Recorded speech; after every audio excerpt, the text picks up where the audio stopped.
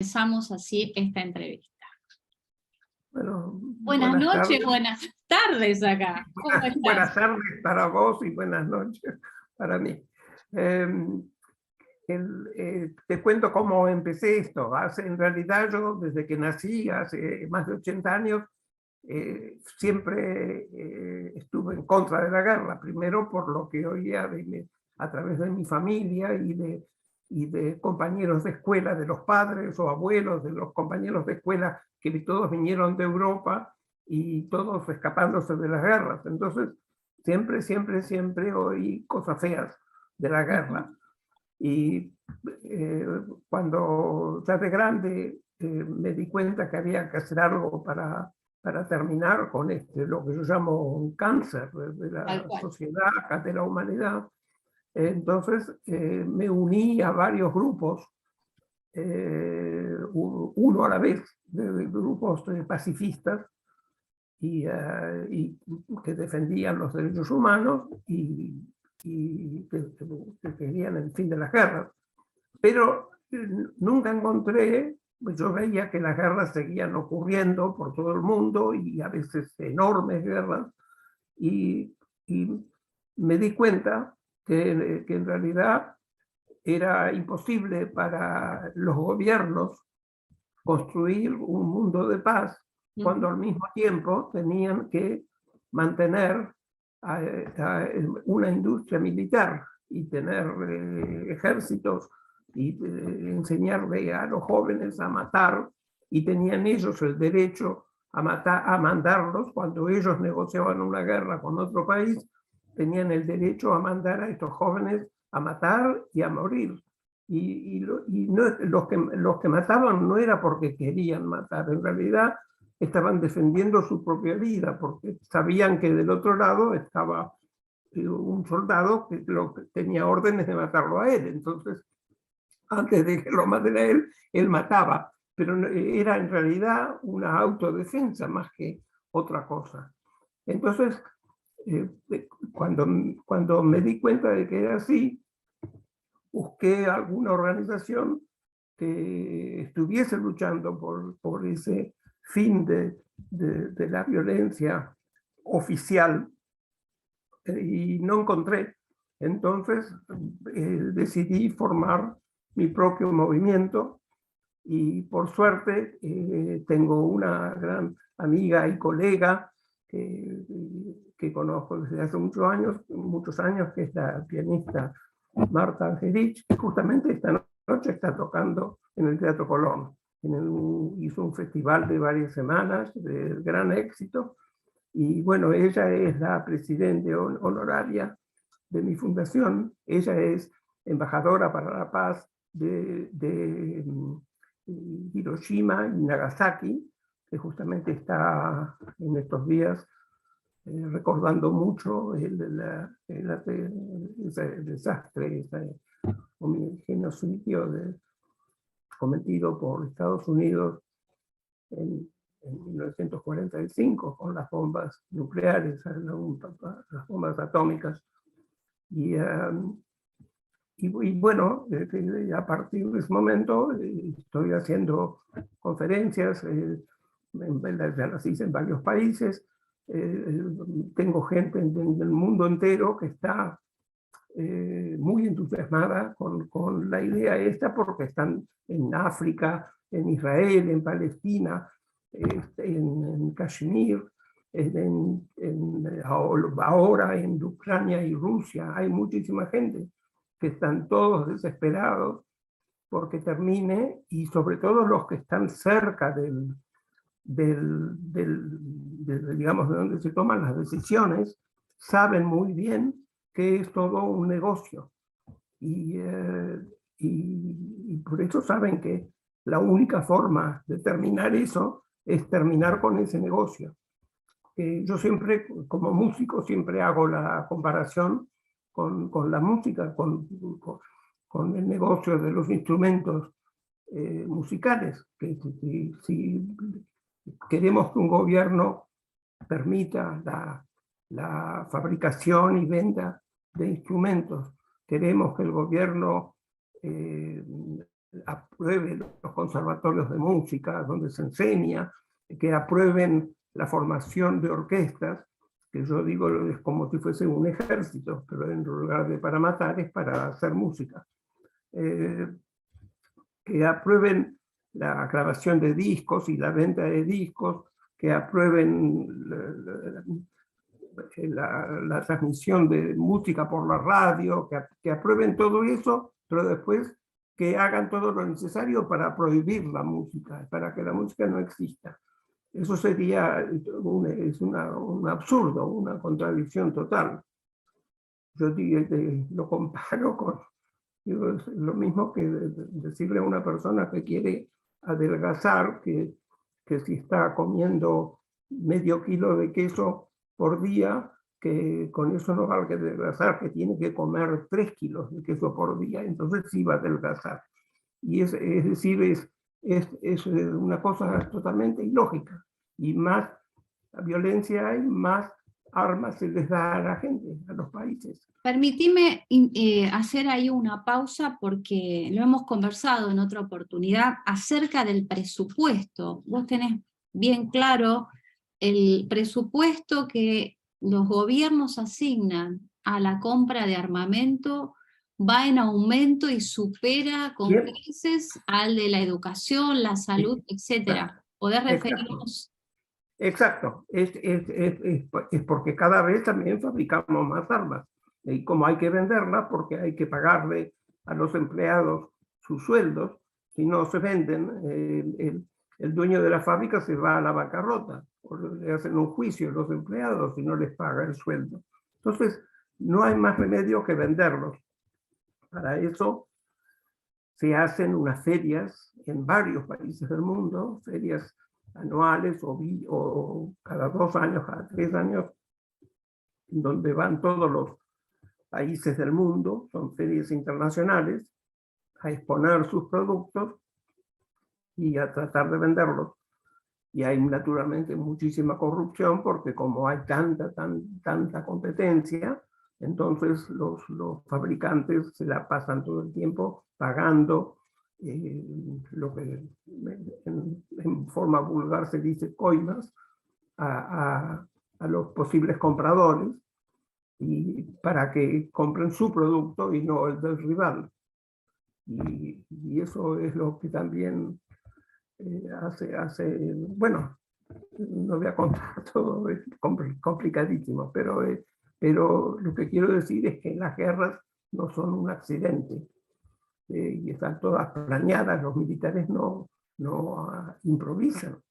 Los militares son gente, entre ellos en sí, son gente buenísima, no es que son malos, ellos simplemente están haciendo un trabajo. Y en muchos países hay de gran pobreza, muchas veces el único trabajo que hay es en el ejército. Entonces, Ahora, esto, perdón, es tremendo lo que estás diciendo como embajadora para la paz. Bueno, vos también sabés que no podemos ser indiferentes a esto. Tu propuesta es visibilizar, digo, para aquellos que se suman y están escuchando y viendo esta entrevista, es un activismo que va en contra del desarme mundial, donde estás convocando a organizaciones y a personas, cualquier persona, porque hablaste de una usina de ideas, de un laboratorio de sí, pero ideas. lo que quiero hacer claro es que no busco que millones y millones de personas se queden desempleados. Yo creo que todas las fábricas militares del mundo se pueden transformar en maquinarias que producen instrumentos necesarios para el beneficio de la humanidad. Es decir, que los políticos sigan haciendo negocios no me molesta. Eso me parece perfecto. Una economía de desarrollo, no una economía para la guerra, no para la muerte. Exacto. Por ejemplo, hay tantas cosas que faltan en la salud. Hay muchos países donde no hay hospitales, no hay ninguna clínica, donde faltan remedios, donde la gente muere de enfermedades perfectamente curables, pero que los gobiernos no tienen los remedios. pero sí tienen el dinero para comprar armas, porque eso es lo que nosotros les obligamos a gastar el dinero en eso. Los países más ricos hacen préstamos a los países pobres con esa condición de que gasten el dinero que les prestamos en nuestras armas. Y de esa forma nunca nada va a cambiar. Una Yo quiero, hipocresía, ¿no? exacto, yo quiero educar primero quiero ayudar a que los políticos no tengan que mentir, que los políticos realmente, cuando dicen que trabajan para la paz, trabajen para la paz, no que estén arreglando guerras a nuestras espaldas y diciendo que trabajan para la paz. Y después educar al mundo para que sepan que hoy en día, en el siglo XXI, las guerras no son necesarias para nada. Tenemos, ahora no hay ningún motivo para que un ser humano se le falte tanto el respeto. De los derechos humanos, mientras haya militarismo, no se cumplen, porque por ejemplo, el artículo 3 de la Constitución dice que todos tenemos derecho a la vida. Y justamente nosotros en la sociedad eso lo respetamos, porque si yo ahora mato a mi vecino, viene la policía, me arresta y termino en la cárcel, porque hice un crimen, hice algo ilegal. Pero ese artículo de la Declaración de Derechos Humanos no funciona para los políticos. Ellos tienen derecho a enseñarle a nuestros jóvenes a matar y tienen derecho a mandarlos a matar cuando a ellos se les ocurre. Eso pasa en todo el mundo. Y realmente eso ya es un abuso del derecho humano. Tenemos también el derecho a elegir la religión, por ejemplo, pero hay todavía países en donde hay gente que si cambia de religión los matan.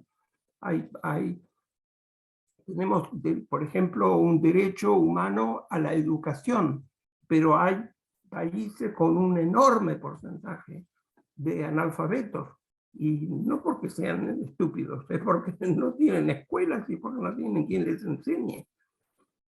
O hay lugares en el medio de algunos países africanos en donde hay alguien que hay un maestro, pero no hay escuela.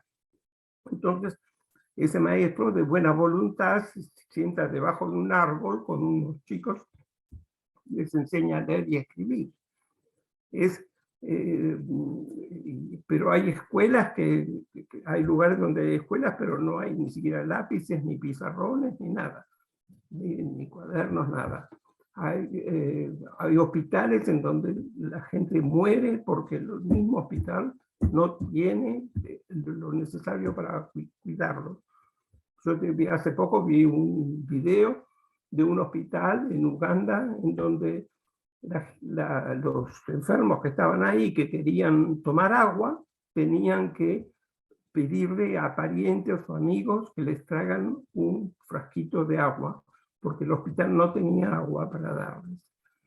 Es decir, en países en donde se gastan millonadas en armas. Y países ricos, ¿no? Hagamos la aclaración, países muy ricos como África, pero sin ir más lejos también de la Argentina, porque Exacto, en provincias nuestras, lamentablemente, también tenemos situaciones en escuelas rurales, en fronteras, con que no hay agua, no hay luz, etc. Y eso no el norte, yo estoy en contacto con gente del norte que es desastroso lo que pasa en provincias, en Formosa, en Chacabuco. Por eso, pero entonces, ¿qué hacemos? A ver, ¿cómo podemos nosotros contribuir? ¿Cuál es tu idea, Alberto? ¿Cuál es la propuesta? Y tenemos que difundir, educar a la gente para que no acepten esta barbaridad, esta injusticia.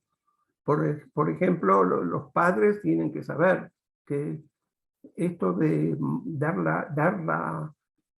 la vida por la patria, esto hoy en día ya no existe. A pesar de que nos hacen cantar el himno todo el tiempo, que termina con, oh, juremos de gloria morir, y hay que repetirlo 3 veces. Esto es para preparar, y en todos los países pasa lo mismo. eh,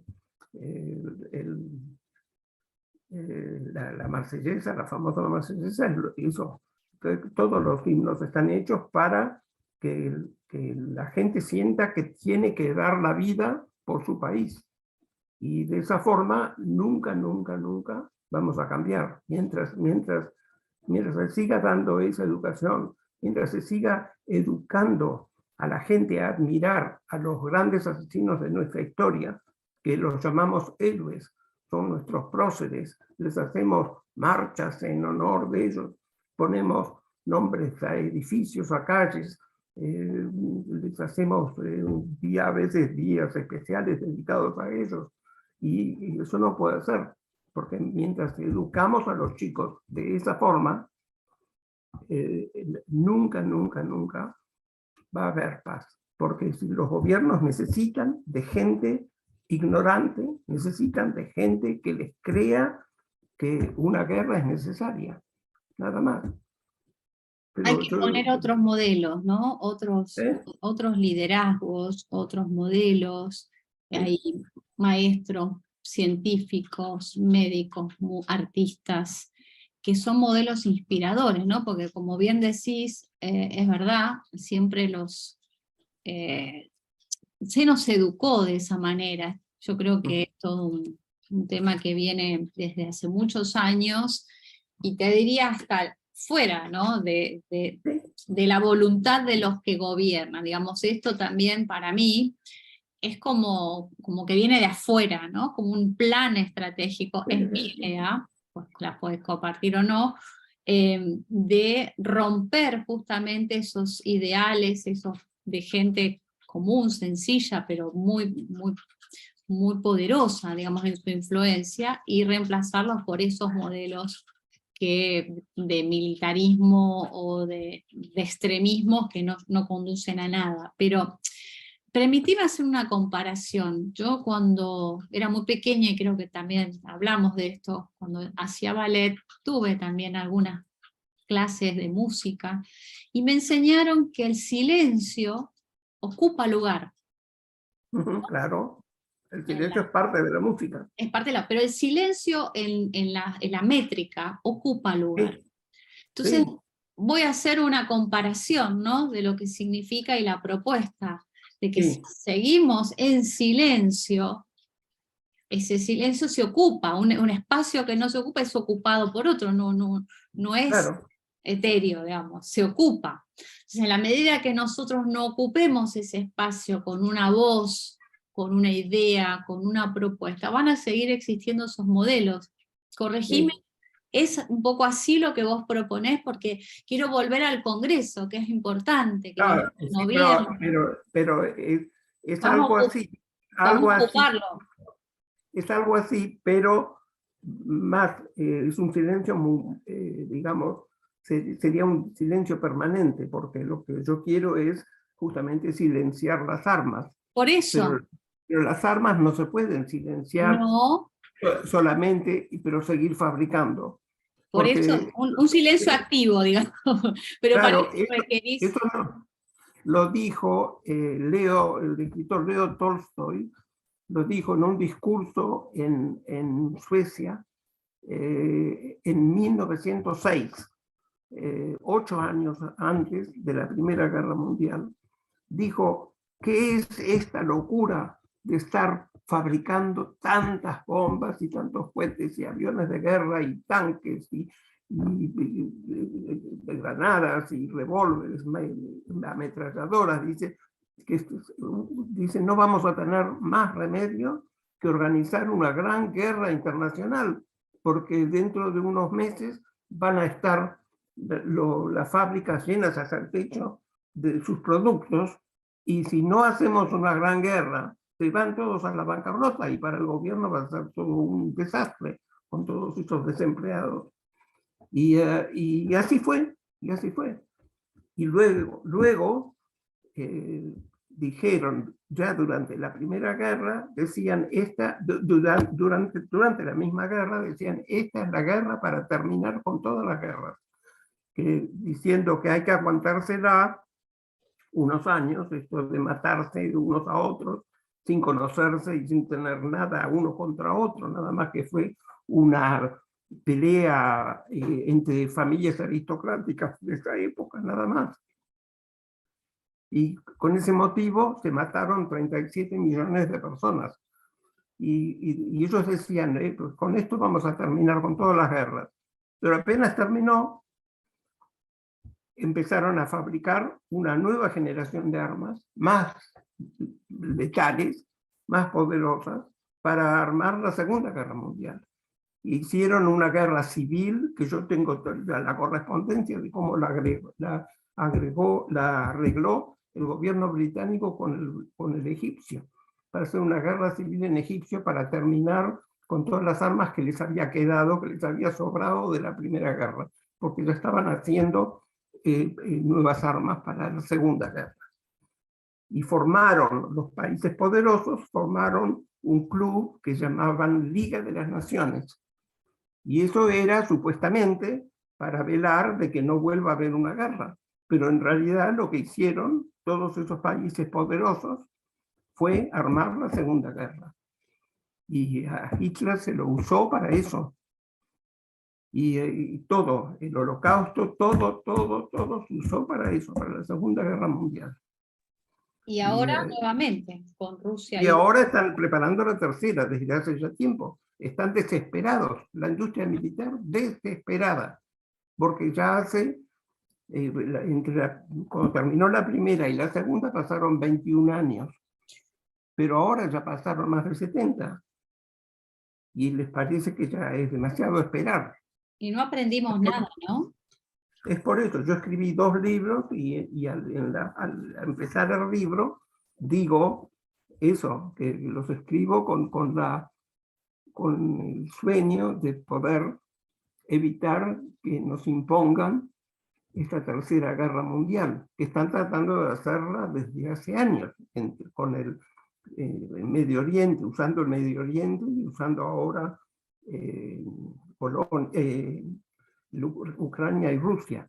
Y están ya metiendo a Polonia también, y están metiendo a Lituania, están poco a poco involucrando, y ya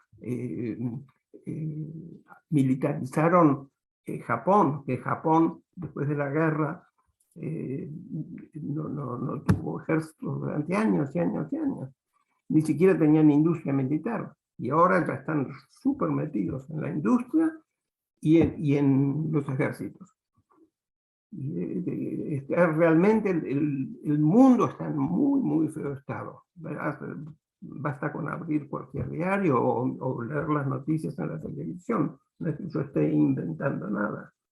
Lo vemos a diario. Y como les hace falta gente violenta, porque les hace falta gente amante de la violencia para que quieran enlistarse en los ejércitos para poder matar sin que los metan presos, porque eso es matar legalmente, y más matan, más les suben el sueldo y los suben de rango.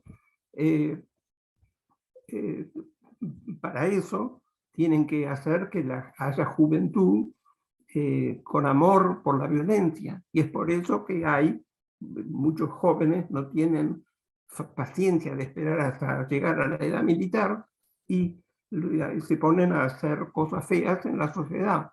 Y por eso en todos los países aumentó la violencia social. La policía no sabe ya ni qué hacer. Las cárceles, las estaciones de policía están siempre llenas de gente violenta. Y hay países en donde la gente no sabe que después de tal hora no sale a la calle, que no viaja en transporte público porque tiene miedo, porque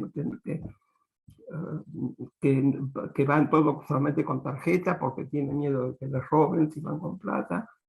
Realmente está la cosa muy fea en todo el mundo. Entonces, y eso lo promueven los gobiernos para tener una juventud así. Por eso con el cine, con la televisión, con los juegos que se hacen Eso para que... los chicos. Yo tengo una amiga, por ejemplo, que fabrica juegos, que inventa juegos para chicos. Inventó uno para chicos para que vayan practicando cómo manejar un coche, un juego virtual. Entonces lo hizo que el chico va manejando el coche y hay gente que cruza la calle y cuando el chico tiene que evitar de tocar al peatón. Si lo toca, pierde puntos. Y el que más toca al peatón, el que mata a peatones, ese pierde el juego. Y no le dieron la licencia, le dijeron que la tiene que hacer al revés, que es el que más gente mata, es el que gana, es el ganador. Eso es lo que quieren. Y tengo también... Alberto, es tremendo lo que decís. Tenemos muy poquito tiempo, nos quedan 7 Ajá. minutos nada más. Bueno, entonces invitamos a todos. Pero Invitamos a no, todos. nos vamos a cortar, no, que todavía tenemos, te estoy avisando nada más que tenemos 7 minutos más, pero digo, Sí, qué sí. importante lo que estás diciendo de la cultura, cómo influye, cómo genera este clima de violencia y cómo prepara un territorio para, bueno, justamente estén ávidos de generar estos conflictos.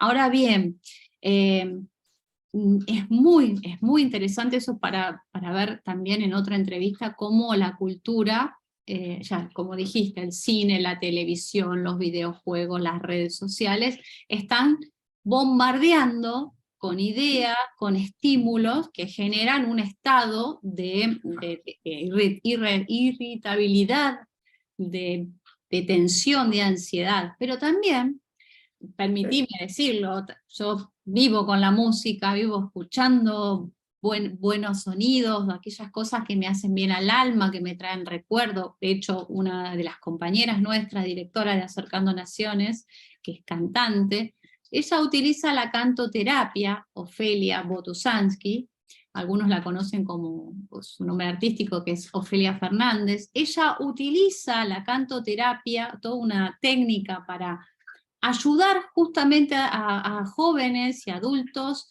con distintas problemáticas, y me cuentan los avances que se pueden dar a partir de la música bien entendida, del sonido, y también científicamente está comprobado de los sonidos y las vibraciones, las frecuencias generan paz en el alma.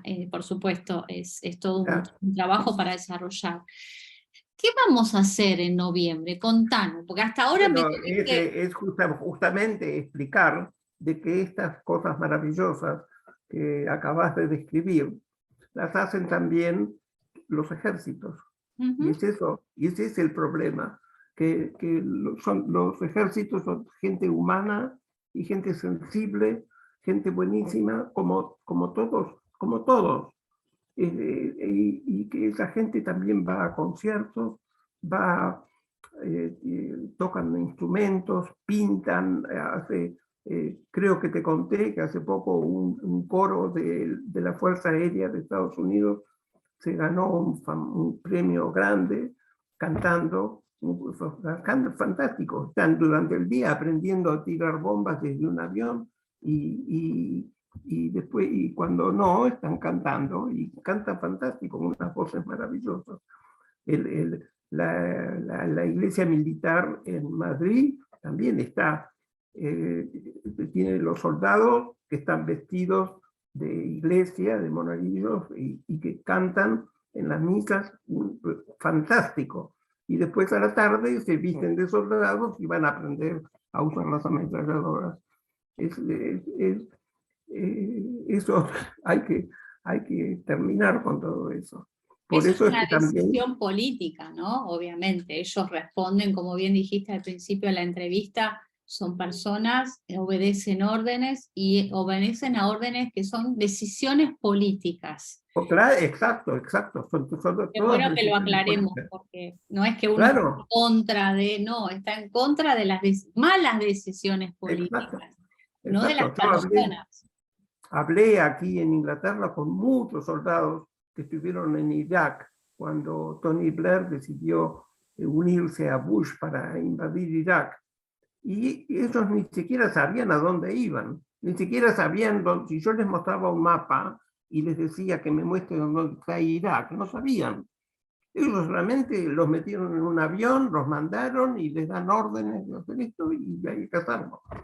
Y me parece a mí que si estuviésemos en el siglo XI o X, no, me parecería normal, pero en el siglo XXI me parece que ya no puede ser esto. Hoy en día hay comida para todo el mundo, y hay comida, se tira toneladas de comida a la basura todos los días, se tiran millones de litros de leche al mar. Es una cosa terrible. En Argentina yo pasé por lugares en donde veía montañas de melones o sandías pudriéndose al sol simplemente porque no hay transporte para llevarlo eso a la capital. Hay tanto para hacer, pero mientras los gobiernos estén distraídos en este tema, y que piensen que es necesario, se la tienen que pasar buscando enemigos, pero no son, son todos amigos, no hay ningún enemigo, porque por ejemplo, China supuestamente es enemiga de Estados Unidos y de Inglaterra, pero China es el país que más millones de dólares invierte en Inglaterra y en Estados Unidos. Tienen una embajada fantástica en Washington y 5 consulados distribuidos por el país. Son dueños de una cantidad de industrias de Estados Unidos y de Inglaterra, una cantidad, hasta fábricas de coches, hoteles de 5 estrellas, todo. Pero son nuestros enemigos, porque eso es lo que hace que la industria militar funcione. Porque hay que estar siempre preparado para que por si nos atacan. Con esa excusa hay que... Y entonces, como no hay guerra y no se usa, entonces hay que venderlo a países que no fabrican para que ellos las usen. Otras veces hay que regalarlas para que las prueben. Es lamentable. Es lamentable lo que estás diciendo, pero bueno, mira, se nos va a cortar seguramente, pero no me quiero ir para recordarle a la gente que se pueden contactar a dónde para participar en noviembre. Claro, está en el website, hay que buscar HUFUD, HUFUD.org. Perfecto, lo vamos a escribir igual abajo. HUFUD. Y ahí va a estar toda la info. Toda la información. 25-26 de noviembre. ¿Quiénes pueden venir? 2 días enteros, que los que no pueden ir personalmente